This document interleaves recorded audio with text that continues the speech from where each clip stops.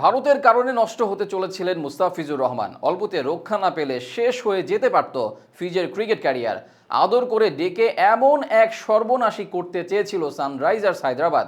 অল্পতে রক্ষা না পেলে হয়তো তরুণ তারকা মুস্তাফিজের সোনালী ক্যারিয়ারের ইতি টানতে হতো 2016 সালেই। মুস্তাফিজের সাথে হায়দ্রাবাদ ঠিক কী করেছিল সেসব নিয়ে বিস্তারিত থাকছে প্রতিবেদনে। সালটা 2016, বয়স ক্যালেন্ডারে মুস্তাফিজের পুরো 21 বছর। ডাক আসলো স্বপ্নের আইপিএল থেকে। শত আরাধ্যের আইপিএল হাতছানি দিয়ে ডাকলো বাংলাদেশের নয়া বোলার মুস্তাফিজকে। কদিন আগে যিনি ভারতকে কচু কাটা করে রেখেছিলেন সেই বোলারের দিকে নজর দিয়েছে ইন্ডিয়ান প্রিমিয়ার লিগের একটা দল। রোহিত শর্মাদের রাতের ঘুম কেড়ে নেওয়া ফিজকে নিয়ে হায়দ্রাবাদ সাজায় দারুণ এক টিম, আর সেই টিমের মধ্যমণি করে রাখা হয় মুস্তাফিজকে।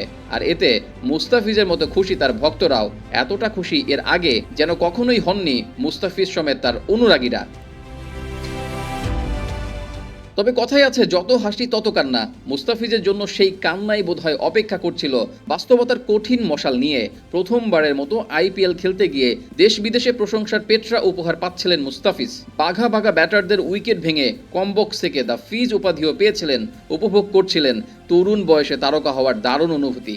একদিকে ফিজ অনুভব করছিলেন তারকা হওয়ার পথেই হাঁটছেন তিনি, অন্যদিকে টানা পারফর্ম করায় খুশি হায়দ্রাবাদের ম্যানেজমেন্ট। একের পর এক ম্যাচে মুস্তাফিজকে দিয়ে করানো হচ্ছিল পুরো স্পেল, আর তাতে খুশি মুস্তাফিজও। সাতক্ষীরার মুস্তাফিজ ভারতে গিয়ে নিজের কবজির মোচড়ে বুথ করে রাখলেও ফিজের জন্য কঠিন দিন অপেক্ষা করছিল। অল্প বয়সে বেশি বোঝা বইলে যা হয় আর কি, ফিজের ক্ষেত্রেও হয়েছিল ঠিক তাই। শিরোপা জয়ের সাথে সাথে ইনজুরির বীজ বুনে এসেছিলেন আইপিএল থেকে ফিরেই চলে গিয়েছিলেন কাউন্টি খেলতে।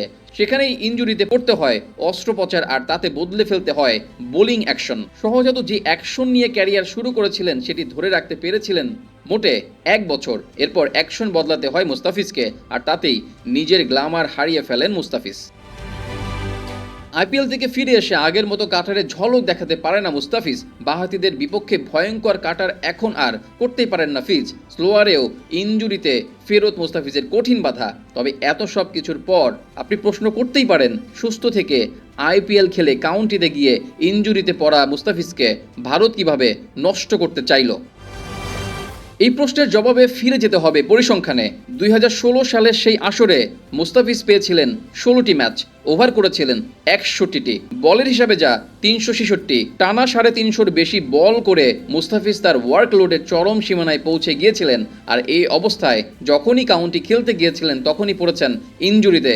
মোট কথা, নিজেদের ভালো ফলাফলের আশায় হায়দ্রাবাদ মুস্তাফিজকে যাচ্ছেতাই ব্যবহার করেছিল, যার কারণে প্রায় হারিয়েই যেতে বসেছিলেন মুস্তাফিজ। তবে এখন একটু একটু করে নিজের আগের রূপে ফিরছেন কাটার মাস্টার। ফেরার পথ আরও বেশি মসৃণ হোক, এটাই চাওয়া।